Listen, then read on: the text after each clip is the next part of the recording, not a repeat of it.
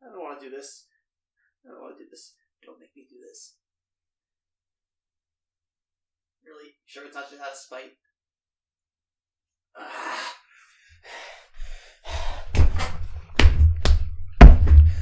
Let's talk about Star Wars.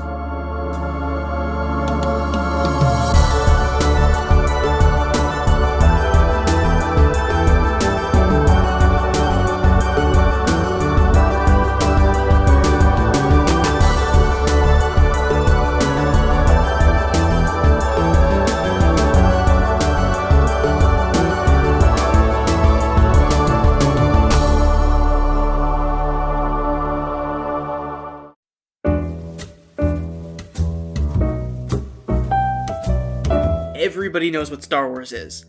It's been an inescapable part of pop culture for decades. Millions, if not billions, of people are fans. But the Star Wars fandom is also notoriously divisive. Nobody seems to agree on which parts of Star Wars are good and which parts are bad. I myself have grown up surrounded by Star Wars for my entire life. I've seen every movie, and a fair bit of side content as well. So, with that in mind, I'm going to throw myself to the wolves and offer up my thoughts on the franchise. Specifically, I'm going to list off my most unpopular opinions. Here we go. Starting with, the prequels were good, actually. Seriously, this is hard enough without you making fun of me, okay? I'm not even saying they're well made.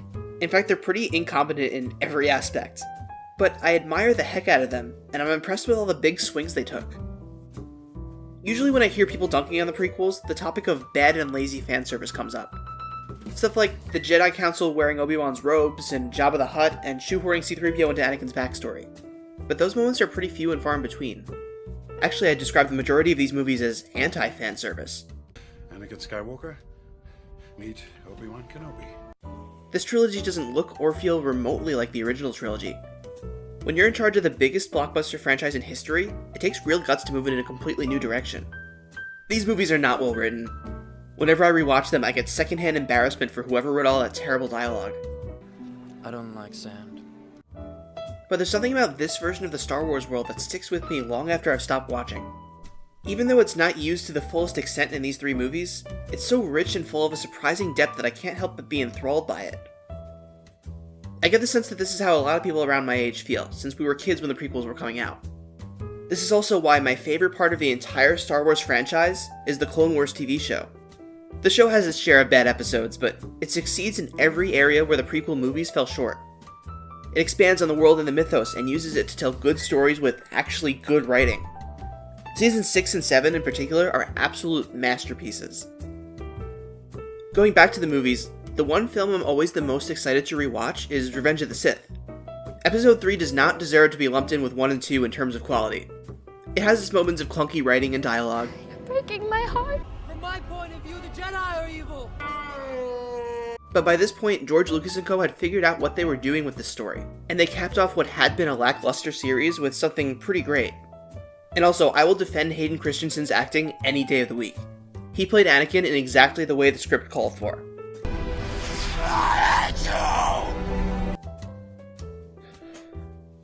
Okay, that wasn't so bad.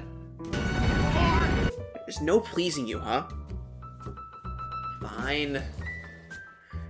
Boba Fett sucks. I know, everybody loves Boba Fett. He's so cool. But is he really? In the original trilogy, all he did was stand around and look threatening. The only thing of note he ever did was die. And his death scene is great. It's hilarious to see such an intimidating guy go out like a total punk.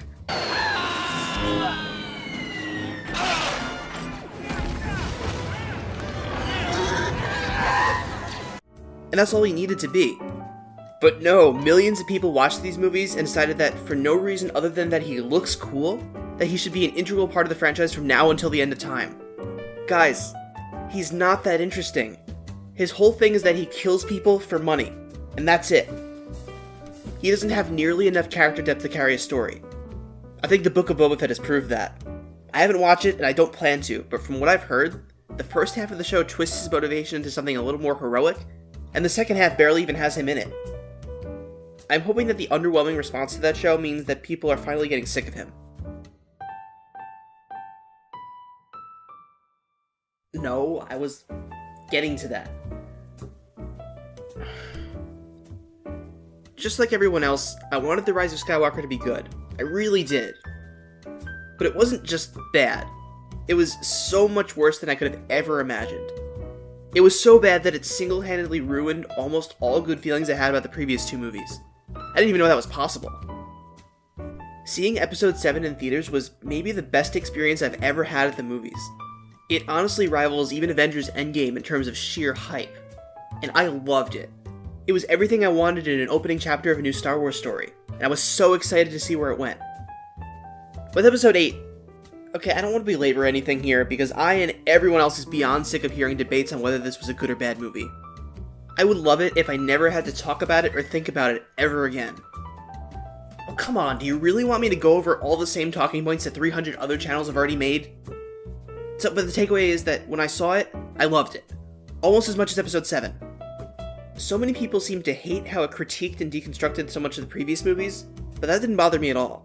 I like a little moral ambiguity in my stories, and the black and white nature of the original trilogy is maybe my least favorite thing about it. And I still don't really understand what it was people didn't like about old Luke in this movie. I feel like everyone I ask gives me a different answer.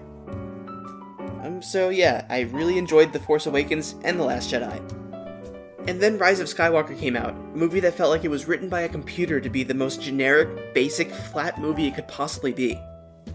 It was clear that all the Last Jedi critics beat Lucasfilm into submission to the point where they were afraid to take any sort of risk. Now, I'm a guy who likes my stories to have an ending. The holistic experience is really important to me.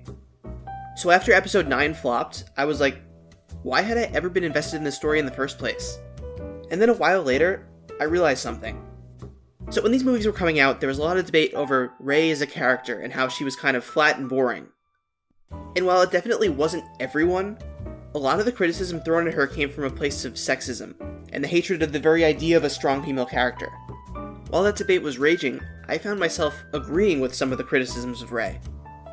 But the question of sexism around the issue made me afraid to interrogate why. So I shoved a lot of my negative feelings down. But then Episode 9 came out, and I realized that, oh my god, every character in this trilogy sucks, not just Rey. Episode 7 gave us the beginnings of what could be a set of character arcs, but even in that movie it feels mostly like it's introducing these people, not showing them struggle or grow. And Episode 8 was, I think, overly concerned with its themes, and neglected to make sure that its characters felt like real, relatable people. So by the time Episode 9 wrapped up, I didn't feel like I knew any of them very well, despite watching them for 3 whole movies. Rey was overly flat and stoic. Tons of people have analyzed how Finn got completely screwed out of any real character development. Poe is at least funny, but still underwhelming, and Kylo Ren's motivation leapfrogged all over the place even within individual installments. So much of the sequel trilogy is about plot, and theme, and aesthetic. And while those things are important, all that stuff overshadowed anything character-driven, and that's a huge part of what I look for in a story. I didn't realize I felt this way until I watched the LEGO Star Wars Holiday Special, which is a little LEGO short film on Disney+. It features the sequel cast in lead roles, and they have way more life in this corny kids cartoon than in any of the mainline movies. They have personality and chemistry and full arcs. It's so frustrating because this made me realize how much better the sequel trilogy could have been. Instead, mostly thanks to the final installment, this is the trilogy that I'll be least likely to revisit in the future. Somehow Palpatine returned. Oh, while I'm here talking about the sequels, I should do a quick mystery box review.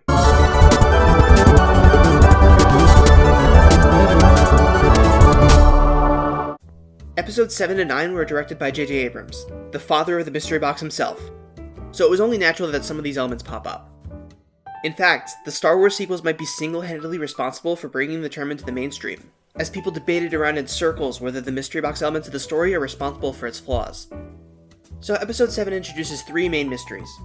Who are Rey's parents? Why does Rey have such strong force powers? And who is the Supreme Leader Snoke guy? The movie clearly invites audiences to speculate on all of these matters. Check, check, check, and check. Then, famously/infamously, director of Episode 8, Rian Johnson, decided to subvert all these mysteries by killing off Snoke and declaring that Rey's parents were nobodies. That pretty much killed the mystery box story then and there, leaving Episode 9 to shoehorn in awkward and contradictory answers after the fact. You are a Palpatine. I made Snoke. You might imagine that I, a big mystery box fan, might have been disappointed in Johnson's undermining of these plot points. But honestly, that's the direction I preferred, because clearly J.J. Abrams had no plan going forward. He wasn't originally supposed to direct Episode 9, so his plan seemed to be to introduce some questions in the first movie and let future directors worry about the answers. I don't have any faith that Abrams would have come up with anything better if he directed all 3 installments. And of course, all this stuff distracts from the character stuff that these movies were so sorely lacking. Okay, I'm done talking about the sequel trilogy now. God, every time I even think about it, I get emotionally exhausted. Thanks? Seriously? But what if I don't have any more controversial opinions? What then? Well, that's because I love the original trilogy, just like everyone else. I don't have anything interesting to say about it. God, okay, man, this is tough. Look, okay, I know that the original Star Wars movies are basically God's gift to cinema for pretty much every human being on the planet. I love them too. But if you take a step back, you start to notice that there are some parts of it that are kinda stupid. You're probably thinking that I'm talking about something like the Ewoks, or the plot contrivance that one shot can blow up the entire Death Star. Things that a lot of the biggest Star Wars fans would call their least favorite parts. But I don't care about either of those. I think the Ewoks are cute and fun. And the internet's obsession with nitpicking plot holes and logic in movies is a conversation for another day. No, I'm talking about things like how the Darth Vader is Luke Skywalker's father twist is actually pretty poorly conceived. In A New Hope, Obi-Wan tells us that Darth Vader murdered Luke's father. He is the only source of information on this topic, and we're not given any reason to think he was misleading anybody. And that's because at the time, he wasn't misleading anybody. Back when A New Hope first came out, back when it was just called Star Wars, it was just a standalone movie. The writers hadn't written anything beyond that, and the backstory of Vader killing Anakin Skywalker didn't have any more to it. But when the time came to make a sequel, George Lucas opened that back up, and decided to write in this twist that retconned the original story a bit. Now, instead of murdering Luke's father, Vader was Luke's father. Which I think is cheating. This was an opinion I hinted at all the way back in my first video, which explained an unwritten law of storytelling that audiences won't accept that a character has told them a lie unless the story gives them clues for them to uncover the lie on their own. It's an issue of setup and payoff. To reveal a lie, you have to write in a reason to suspect the lie beforehand. Go watch it if you want any more details, and excuse the bad voice work, audio quality, and editing. But The Empire Strikes Back is the exception that proves the rule. Obi-Wan lied to the audience, with no way of them finding out before the big twist. You can see in the text that the writers knew how shaky this plot point was by how hard they doubled down afterwards. In Return of the Jedi, they have to bend over backwards to make it make sense, with Obi-Wan's ghost telling Luke that, "Oh no, I didn't actually lie to you, that was just, a different point of view." You told me Vader betrayed and murdered my father. He ceased to be Anakin Skywalker and became Darth Vader. When that happened, the good man who was your father was destroyed. So what I told you was true, from a certain point of view. I'm sorry, I'm allergic to bull.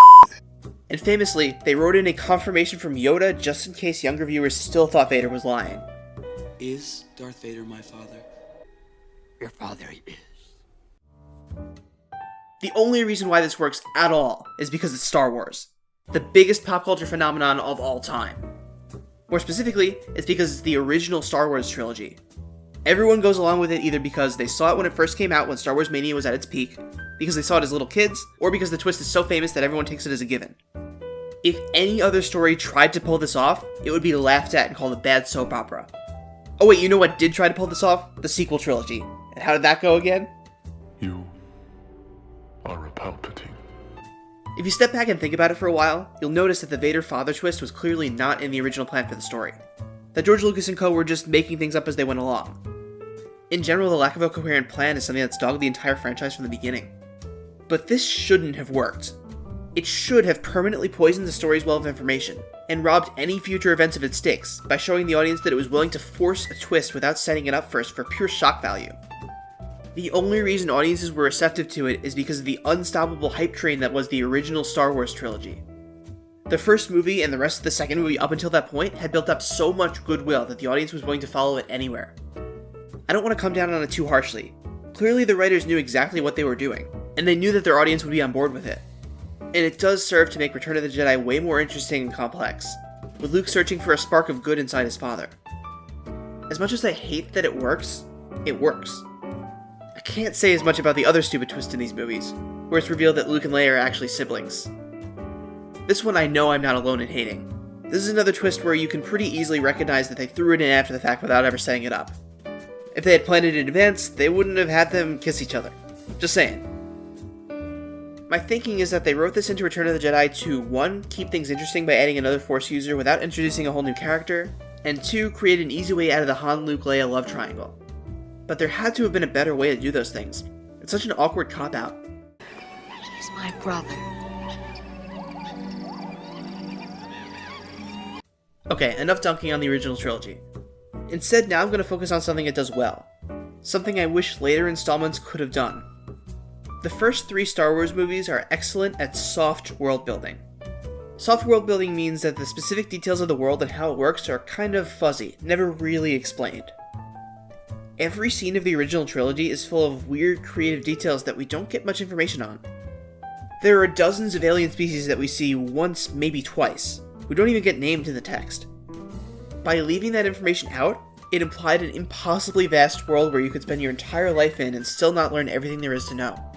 It was great at encouraging imagination and a sense of wonder. This is in contrast to hard world building, where the audience gets to learn a ton of information about the world, and all that information is important for understanding the story. Later Star Wars movies leaned on this way more. All those different aliens from the original trilogy suddenly had species names and details about their physiologies and cultures, and you get to learn about their home planets and their history. It was the prequels that really started this trend, by giving us a top-down view of the whole galaxy's political structure. And I do think the world of the prequels is really fun and interesting in the context of that story. Again, Clone Wars is my favorite Star Wars thing. But this creates a lot of problems going forward. It robs us of that sense of wonder I mentioned, and it creates an environment where instead of imagining what could be, audience members are taught to believe that they can learn everything there is to know. This problem became exponentially bigger in the time between the prequels and the sequels, where the extended universe went wild telling stories about every corner of the galaxy that it possibly could. All the mysteries of this universe gradually evaporated, and it made the Star Wars galaxy feel a whole lot smaller. And worst of all, it hamstrings any future installments because the audience feels like there aren't allowed to be surprises. So you have situations like in Episode 7, where Snoke is introduced, and instead of rolling with it, everyone was like, if he's so powerful and he's been around this long, why haven't I heard of him before? Or how the original trilogy introduced multiple new Force powers with every new movie, but when Luke did that Force projection move in Episode 8, everybody lost their minds because the prequels had trained everyone to think that all you can do with the Force is shove stuff with your mind and jump really high. When I saw The Force Awakens for the first time, and I got to that scene where Rey says, Luke Skywalker. I thought he was a myth. My initial reaction was confusion. How could such an important figure like Luke Skywalker, whose actions must have been famous all across the galaxy, be all but forgotten after only 30 years or so? When I thought about it some more, I came to realize that this did make a lot of logical sense. The Star Wars galaxy is insanely huge, with untold different creatures living in it, and information would naturally become distorted. But watching it in the moment, I couldn't quite accept it. Because of how much information I had about this universe, I was used to thinking of it as finite and picturing it as a lot less complex than it actually was. All of this makes doing something genuinely new and unexpected with the franchise next to impossible. In a lot of ways, I wish we could go back to the way things were, but Pandora's box is already open. This is where we're at, and it is what it is. Maybe the series could recapture some of that original magic if it were willing to bend the canon a little bit, to expand and show viewers that this isn't all there is. But given the state of the Star Wars fandom right now, nobody will ever let that happen. Oh, look at me, I just called out and criticized a segment of Star Wars fans. What a great idea that was!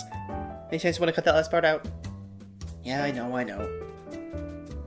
Okay, that's enough, right? I think I've given people a reason enough to hate me for one video. You've got to be kidding me, there is no more! Liar! What am I lying about? I've said all you need to say. I mean it, I'm not... I hate The Mandalorian Season 2! Like, really hate it! I think I might hate it even more than Rise of Skywalker. I don't want to talk about this. I need to rewind a bit to give this some more context. So, when The Last Jedi was met with really divisive reactions, Lucasfilm clearly took a lot of the negative opinions to heart. People hated it for pushing the envelope and taking the series in a new direction. Afterwards, when Rise of Skywalker came out, it felt like a pretty clear course correction. It played everything as safe as possible, focusing way more on fan service and nostalgia than it did on telling an interesting story. Do the story or characters have any emotional depth? Who cares? Look, it's Palpatine! Look, it's Lando! Look, Chewie finally got a medal! It was more than just a bad Star Wars movie. It was a movie that made me dread what might happen in the future of the franchise. I still had some hope. It was hard to tell how much of Episode 9's failures were the studio's fault and how much was because J.J. Abrams was bad at writing endings. But then The Mandalorian Season 2 came out and proved that all my fears were coming true. I really liked The Mandalorian Season 1, same as everyone else. Jon Favreau and Dave Filoni clearly have a lot of passion for Star Wars and know how to make a rock-solid show. But a lot of my enjoyment of that first season came from how little direct connection there was to other Star Wars media. It's fun and relaxing to watch a story where you get to mess around in this world of cool characters.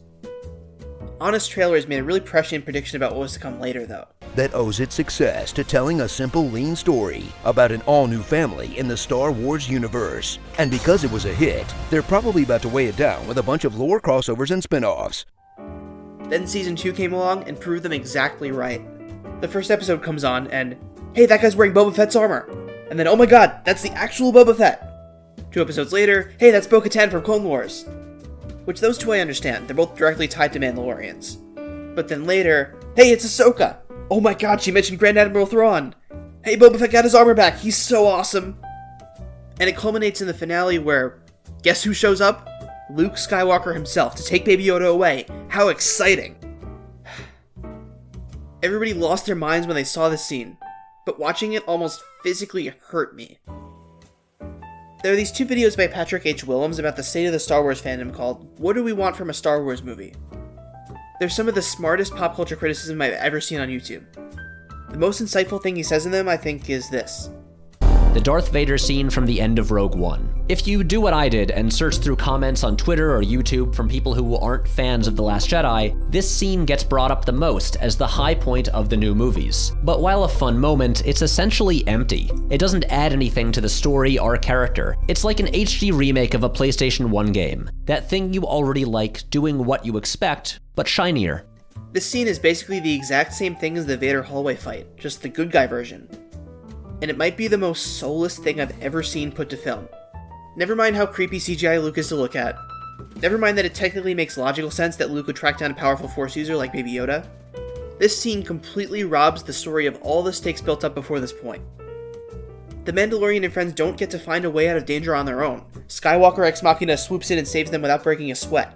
The characters we're supposed to be invested in, they didn't actually do anything to complete their mission of getting Baby Yoda to the Jedi. Luke did it all for them.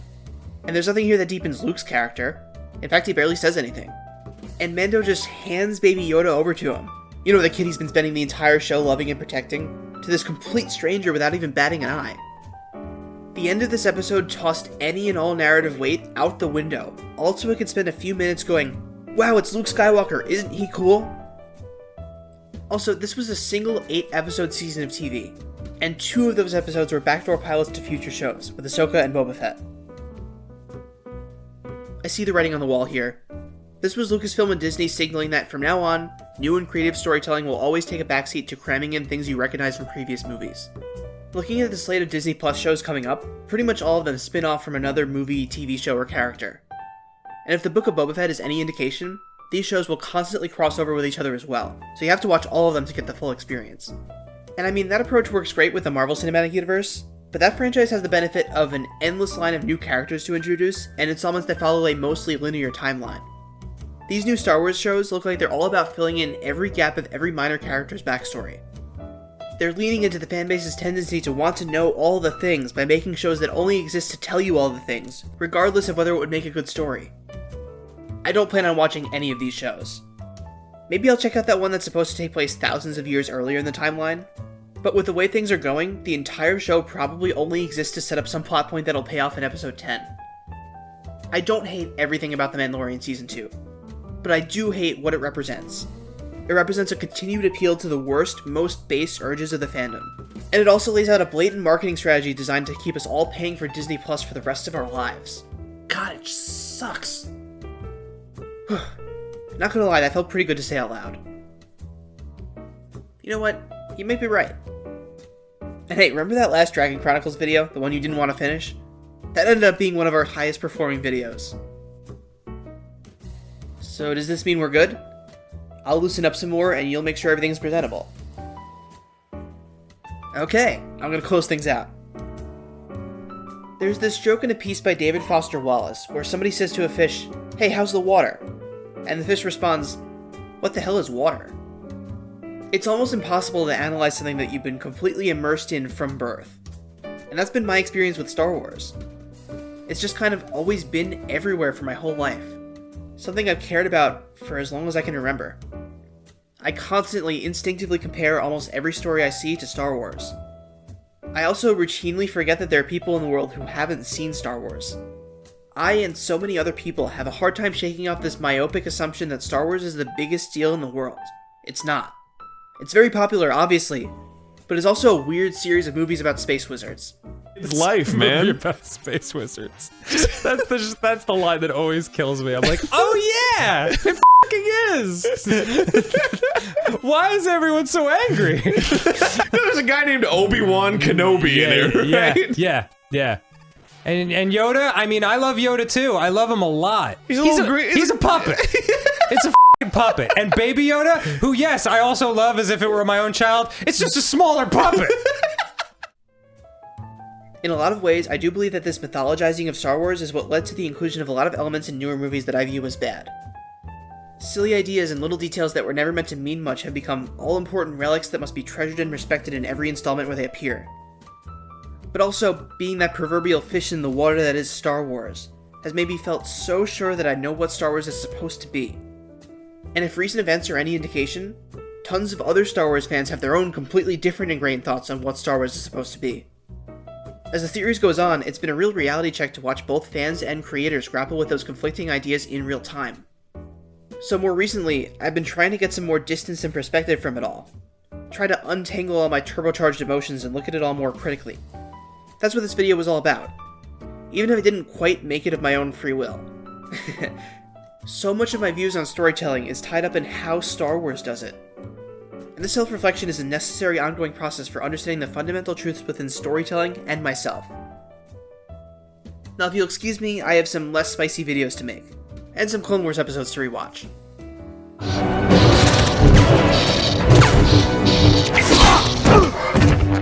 Your rage has unbalanced you. That is not the Jedi way, is it?